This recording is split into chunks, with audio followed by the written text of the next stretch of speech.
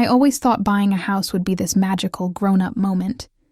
You know, keys in hand, smiling for pictures, walking through your new front door like your whole life's about to change. And it did change, just not the way I imagined. My name's Maya. I'm 32, born and raised right here in the capital city. I work in IT for a logistics firm. Nothing glamorous, but it pays the bills. For the past few years, I've been saving every spare penny, skipping vacations, living off takeout noodles and secondhand furniture, all for one goal: my own place. So when the chance came up to buy a small, half-renovated house from some family friends who'd moved abroad, I didn't think twice. They needed the money fast, and I needed a home. It felt like fate, until I moved in. The first day, the city felt heavier somehow, hotter, louder, meaner. The streets outside my new house were narrow and always jammed, the kind of area that never truly sleeps. My new house looked tired. The walls were stained from years of dust. The paint was flaking, and the front door, just a rusty padlock hanging on a warped frame. No gate, no security, nothing. Still, it was mine. I remember standing there that first evening, barefoot on the cracked porch, the air smelling like diesel and fried food, and whispering to myself, "This is home." That lasted all of 5 minutes, because when I went to park my car, I noticed something odd, a motorbike in my garage, like literally parked right next to my boxes of stuff. Someone had been using my space like it was a public parking lot. I dragged that bike out to the road and locked my new gate behind me. A few hours later, I heard furious knocking. I peeked through the curtain and saw this man outside, mid-40s maybe, pacing like a caged dog. He kept glancing at the garage and muttering under his breath. I didn't open the gate. I just watched as, after about 15 minutes, he finally gave up, kicked at the curb, and drove off. That was my welcome gift from the neighborhood. After that, I kept things low-key. Got a proper lock installed. Hung a no parking sign on the gate, because apparently my driveway had been the unofficial resting place for every random car and bike in the area. A few days in, things seemed stable, no weird visitors, no drama, until last week. I was in the shower, letting the day wash off me, when I noticed something strange. The water pressure dipped. Just a tiny bit at first, then again. Now, normally, I wouldn't have thought twice about it. But at that exact moment, I heard a faint humming noise from outside. A low mechanical thrum I recognized instantly. It was the sound of a water pump. See, my next-door neighbor is this cranky old man who lives in a 3-story house that's seen better days. He stays on the ground floor, and the upper 2 floors are rented out to tenants. I'd met him once, briefly, and let's just say he wasn't thrilled about me moving in. Apparently, when my friends, the previous owners, sold the house to me, he made a big fuss. Said something about how young people don't respect property lines, and outsiders shouldn't just buy into old neighborhoods. My friends warned me he was difficult, but I brushed it off. But that day in the shower, as the water pressure dipped and his pump droned on, something clicked in my head. I turned the tap off and stood there dripping, listening. The hum stopped. I turned the tap back on. Water pressure returned to normal. Coincidence? Maybe. But my gut said otherwise. I threw on a towel, grabbed my phone, and started testing every tap in the house, the kitchen, the garden hose, the bathroom sink. Every time his pump turned on, my pressure dropped. Every time his pump turned off, it came back. That wasn't coincidence. That was theft, and suddenly so many little things made sense. The old water bills that kept going up even when the house was empty. The weird pipes near the fence I'd assumed were part of the old irrigation system. He wasn't just my nosy old neighbor. He was a parasite, stealing my water like it was his birthright. I stood there staring at the wall, my heart pounding. I wanted to storm over, bang on his door, and scream, "Are you serious? You're stealing my water?" But I didn't. I'm not impulsive. I'm methodical. And sometimes the best revenge isn't loud. It's quiet. So I waited. Over the next few days, I kept watching, testing, taking notes even. Every morning, around 7 a.m., when the tenants in his upper floors probably used the bathrooms, the pump would run for about 10 minutes. My water pressure would dip during those 10 minutes, then bounce back perfectly once it stopped. That's all the confirmation I needed. I didn't need to break into his property. I didn't need a camera or the police. I just needed timing and patience. Because if he was so comfortable stealing from me, I was going to make him pay for it, in a way he'd never forget. I waited until Monday morning, when the neighborhood hummed with its usual lazy racket, street vendors setting up, a taxi honking somewhere down the block, the smell of frying onions drifting up between buildings. I'd been keeping a loose rhythm with the pump's schedule. It usually kicked on around 6:45 a.m., long enough for the tenants to take their quick morning showers before work. I made coffee, sat on my tiny porch, and watched the sunlight slice across the cracked pavement. When I heard the pump click on, a low mechanical whir that felt like a betrayal, I stood up. Turning off my water main is the kind of thing you don't do on impulse. You check that no one is in the loo, that the plants won't suffer, that your dogs won't get dehydrated. I did all that. Then I walked to the little concrete access box on the side of my house where the main valve lived and twisted it shut. The metal made a faint protesting creak under my hand. It felt petty and righteous and a little delicious all at once. I went back inside and watched the world through the kitchen window like some bored modern-day vigilante. In theory, what I did was harmless. I cut off my water supply for a short time. He'd be without the siphoned water that fed his tank, and the pump would try to fill a tank that wasn't getting replenished. Pumps don't like to run dry. You're supposed to protect them with float switches and pressure sensors, or at least a decent control box. I knew that from online forums, and from the handful of plumbers I'd consulted during renovations. My house was old, but the previous owners had at least had the decency to install basic protections. It seemed his rig was jury-rigged. Old pipes, exposed wiring, a pump that had probably been the cheapest model money could buy. I made sure to hide my grin and went about my day. I had meetings, emails, and a mountain of boxes to sort out. But every 15 minutes I'd find myself in the kitchen again, watching the little patch of street where his laundry line swayed. Around mid-morning, the hum changed. Instead of the short, satisfied clack of a normal cycle, the pump was whirring hard and steady like a bee trapped under a glass. The sound wasn't normal. It was angry. I turned the faucet at the sink. Nothing. I checked the garden hose. Nothing. The taps were dangerously, gloriously dry. In the old houses, this is how these things start. A small mechanical complaint becomes a more systemic problem. Because his pump couldn't fill, it kept drawing. Because it kept drawing, it pulled more current than the aged wiring could safely handle. Because the wiring was old and brittle and probably had never been rewired since the last coup, fuses protested and began to blow. Transformers grumbled. And in a low, terrible crescendo, something in his distribution board toasted. At about 3 p.m, I heard raised voices. Not the low mutter of neighbors discussing cricket scores, but sharp, panicked shouts from right next door. I peeked through the curtains. The ground floor tenants, 2 young people I'd seen coming and going, were clustered around their landlord, holding phones, gesturing wildly at the sky. Power lines flickered black and then white. A few streetlights buzzed and then died. 2 of his tenants left within an hour with suitcases in tow. One of them threw a look back at me. Not an accusatory glare, but the kind of exhausted, helpless look you see on people who've been let down by every system they thought would protect them. When you pull a petty lever like shutting off your main, you have to be intentionally blind to some outcomes. I hadn't wanted the wiring to fry, that wasn't my aim. I wanted him inconvenienced, maybe embarrassed enough that he'd talk to me like a neighbor rather than the entitled curmudgeon who'd been siphoning my water for years.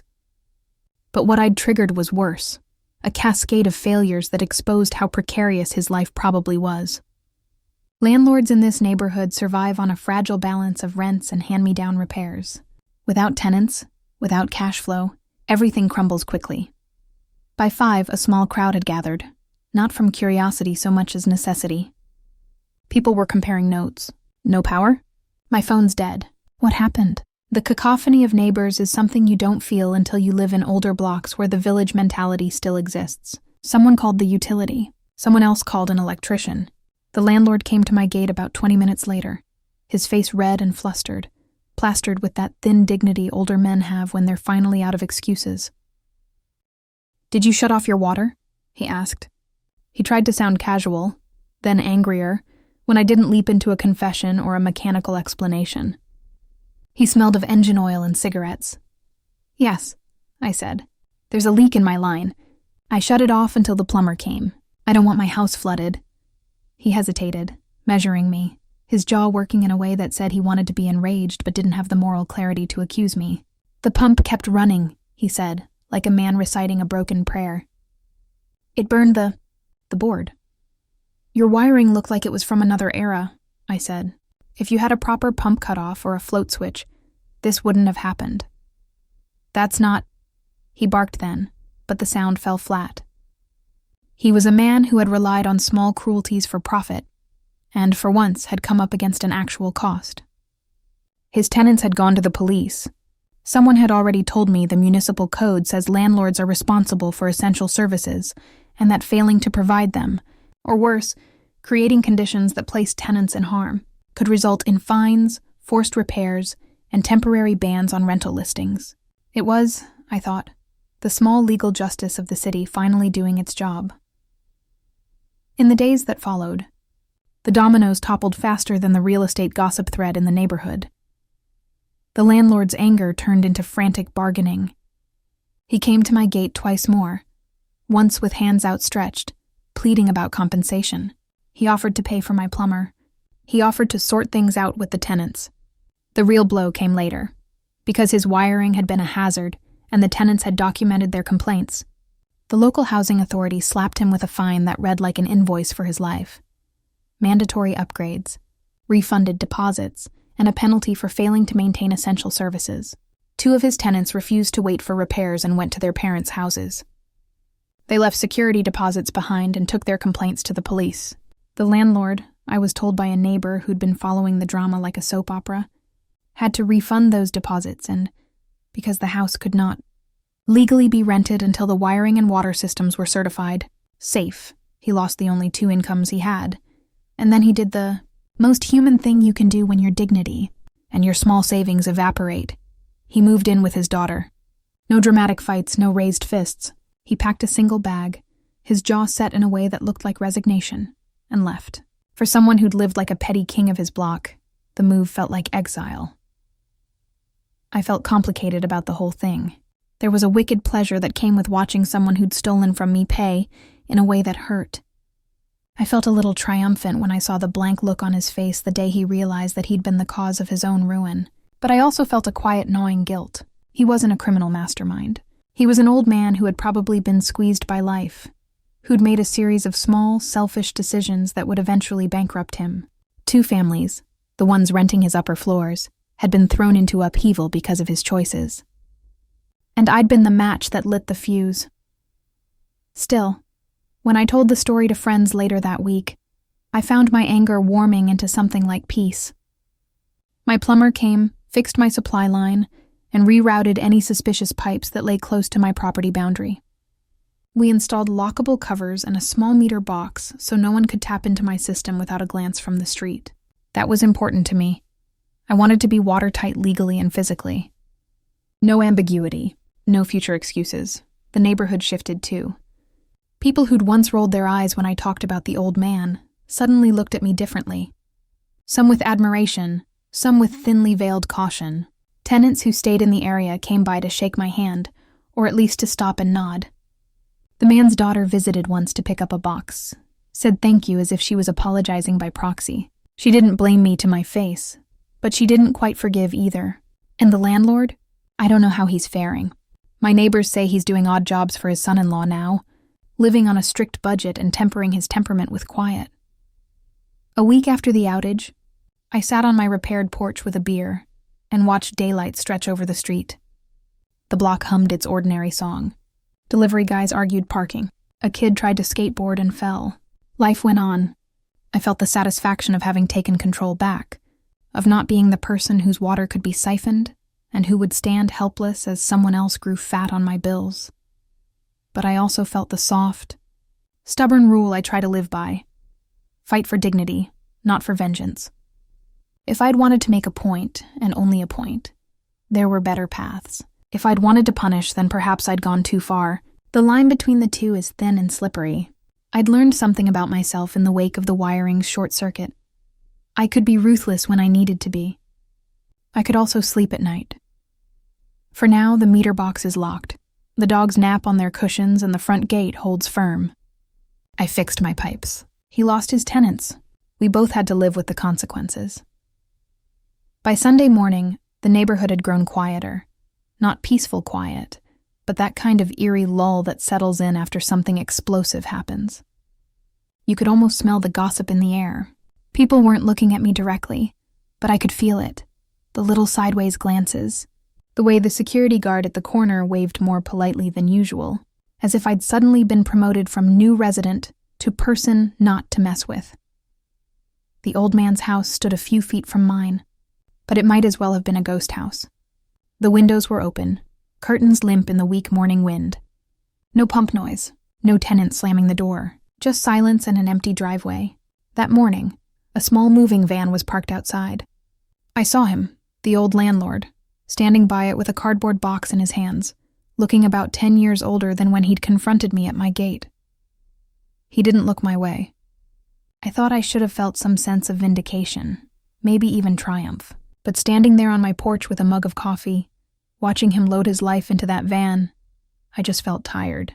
Not guilty, not exactly, but drained. Revenge, even the small kind, costs you energy.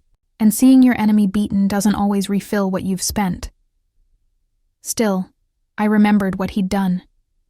Months of siphoning water, walking into a property that wasn't his, treating it like it belonged to him. He'd laughed when my contractor tried to chase his workers off my side of the boundary wall. He'd warned the delivery guys that I was not from here, as if that made me fair game. He'd sneered when I put up a gate saying it would spoil the neighborhood's look. Yeah, I reminded myself. He earned this. By noon he was gone. Just like that. The pump thief, the self-proclaimed landlord of the block, vanished into a new chapter of his own story, one that didn't include tenants or steady rent or free water. And as much as I didn't want to admit it, his absence changed the rhythm of the street. That evening, I took my dogs for a walk. My street felt different, quieter, cleaner somehow. A couple of the neighbors who had never spoken to me before suddenly waved, smiling wide, as if now that the landlord had left, I'd passed some invisible initiation test. Funny how people change their tune once they know you can't be bullied. Later that week, I got a visit from a police constable. A tall, broad man with kind eyes and a notebook that looked older than both of us combined. "Ma'am, I just need a few details," he said.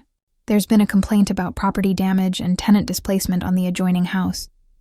I nodded, keeping my voice calm. "Yes, that would be Mr. Kareem, my neighbor." He glanced at my gate, my freshly painted fence, my new water meter cover. "You've done quite a bit of work here," he said conversationally. "Had to," I replied. "The house was abandoned for years. Needed fixing." He made a note, asked if I'd seen or done anything unusual the night of the electrical fire. I told him the truth, that I'd heard the pump running late, that I'd gone to bed, and woke up to chaos next door. It wasn't technically a lie. I just left out the part where I'd twisted the valve closed like a silent executioner. The officer closed his book. "We're not looking to charge anyone," he said. "It's mostly paperwork. The tenants filed complaints for refund, but that's between them and the landlord." I smiled. "I understand." He hesitated before leaving, then said something that stuck with me. "You know, it's rare for someone to stand their ground here without shouting matches or bribes. You handled yourself well." After he left, I stood there a moment longer, the words echoing in my mind. I hadn't thought of it like that, as standing my ground. I'd thought of it as survival, maybe even quiet self-defense. But maybe he was right. Maybe there was a difference between revenge and reclaiming respect. Weeks passed. The chaos faded into memory. I got the plumbing redone, the old pipes capped off, and new ones buried deeper under concrete. My water pressure stabilized. My bills were normal again, and I found myself laughing more. With the dogs, with the workers who came by, with the shopkeepers who'd once looked at me like a stranger. My house felt like mine now. Not just a structure I'd bought, but a space I'd defended and shaped. There's a strange kind of empowerment in taking ownership of something broken, fixing it, and making sure no one takes advantage of it again. Still, sometimes late at night, I'd sit on my balcony and think about the old man. Where was he now? Did he blame me? Did he tell his daughter some twisted version of events where I'd sabotaged him out of spite? Probably, but deep down, I hoped that maybe, just maybe, he'd learned something about what happens when you treat others' property, or dignity, like it doesn't matter, because that's what it had been about all along, respect. I could afford to pay for water. I could afford a repair, but I couldn't afford to let someone think I was weak enough to ignore theft happening right under my nose. A month later, I ran into one of his former tenants at the corner shop. A young woman with her hair tied back and an expression that looked both bitter and relieved. "You were living next door, right?" she asked when she recognized me. "Yeah," I said. "How's the new place?" She smiled. "Better. At least the wiring doesn't smoke when I plug in my kettle." We laughed, and she shook her head. "You know, I think you scared him off for good. I saw him last week when I went to visit my cousin. He's working part-time fixing bikes. Doesn't even talk about renting anymore." I raised an eyebrow. "Really?" She nodded. Guess karma hit faster than expected. Karma. That word hung in the air between us. She meant it as a compliment, but I couldn't help smiling quietly at the irony. I hadn't relied on karma. I'd made karma happen, one twist of a valve at a time. That night, as the city buzzed faintly in the background, I sat on my couch with a glass of cold water and watched the reflection of my gate lights flicker across the floor. I thought about everything that had happened. The theft, the plan, the fire, the fallout. And for the first time, I didn't feel anger anymore. I just felt done. Sometimes justice doesn't look heroic. Sometimes it's quiet, a small decision that sets off a chain reaction. You don't get applause. You don't get closure speeches. You just sleep a little easier knowing you didn't let someone treat you like a fool. I'd started the whole thing because I wanted to protect something I'd worked hard for.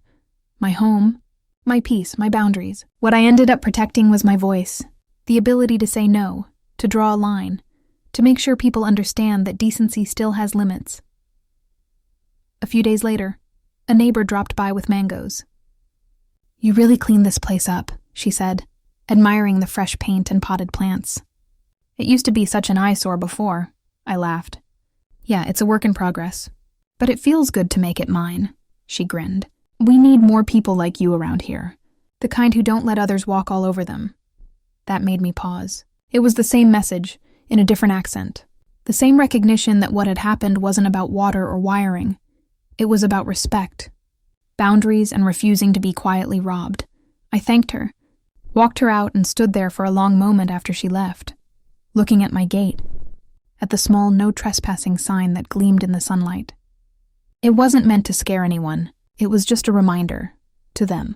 To me, I wish I could say the story ended there, but life has a sense of humor. About 2 months later, I got a call from an unfamiliar number. "Hello? Maya, it's Kareem." For a second, I didn't recognize the voice. Then it hit me. Older, rougher, but unmistakable. "I wanted to let you know I'm selling the old place," he said flatly. "The wiring's shot, the walls are cracked, it's not worth fixing." "I see," I replied, keeping my tone neutral. He hesitated, then added, "You were right. About the water, I shouldn't have done that." I didn't say anything. Not, "I forgive you." Not, "You deserved what happened." Just silence. After a moment, he exhaled. "Anyway, I hope the neighborhood treats you better than it treated me." Click. The line went dead. I sat there for a long while after that. There was no satisfaction in his apology, no triumphant closing note. Just a strange bittersweet peace. Maybe in his own way, he'd learned something after all. Maybe that was enough. It's strange how quiet justice sounds when it finally settles. Weeks passed after Kareem's call.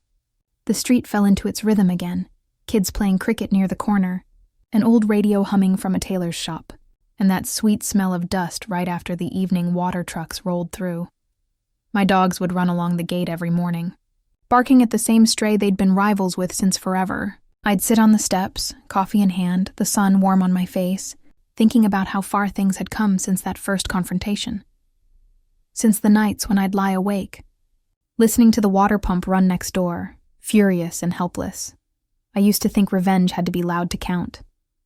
That you had to make someone feel it, see it, taste the loss the way you did. But somewhere along the way, I realized it doesn't. Sometimes revenge is just you living better, quieter, on your own terms, while the person who wronged you fades into the noise of their own choices. Kareem sold his house a few weeks later. The new owners moved in, a young couple with a baby, full of hope and plans and mismatched curtains. I watched them unpack one afternoon, the woman laughing as she tried to assemble a crib, and for the first time since I'd moved in, I smiled, genuinely, freely. The cycle had broken. The space that had been a nest of noise, deceit, and theft had turned into something new, clean, and full of life again. It felt poetic. Like life had reset itself the way it was supposed to. I didn't tell anyone the full story. Not the whole truth, not how close I came to letting anger define me. But sometimes late at night, I think about that version of myself. The one who twisted the valve shut, who stood in her driveway as sparks flew next door, who told herself that boundaries were worth defending no matter the cost. She wasn't cruel. She was tired of being small. Because when people take advantage of you quietly, they don't expect you to fight back quietly too. They expect you to yell, to beg, to argue, to make noise that they can twist against you. But when you act with precision and patience, that's when they really lose control. And in that silence, I found mine. There's one more thing I haven't told you. A few days ago, I found an old plastic tap buried near the corner of the lawn. The one the plumbers had replaced when we fixed the line. It was cracked, rusted, the handle stiff from years of misuse. I almost threw it away, but something stopped me. Now it sits on my kitchen windowsill next to a tiny cactus. A reminder, not of revenge, but of resolve. That I don't need to lose my temper, my peace, or my dignity to defend what's mine. Sometimes life doesn't hand you fairness. You build it yourself, one quiet act at a time. And when I tell you this story, I'm not asking you to copy what I did. I'm asking you to remember what it means to stand your ground. Because people will test you. They'll underestimate you. They'll treat your kindness like a weakness, your silence like permission. But there's power in knowing when to speak, and when to let your actions do the talking. So, if you're listening right now, wherever you are, maybe dealing with your own Kareem, your own version of someone who crosses that line, remember this. You don't need to shout to be heard. You don't need to destroy to win, and you don't need to lose your soul to teach someone a lesson. All you need is calm conviction. That's what I learned. That's what changed everything. I take a sip of my coffee, look out at the quiet street, and smile. For the first time in a long time, my water runs clear, my gate stays locked, and my home, my peace, belongs only to me. My name's Maya, and that was my story. If you enjoyed it, you know what to do. Hit that subscribe button, share it with someone who's ever been underestimated, and I'll see you in the next one.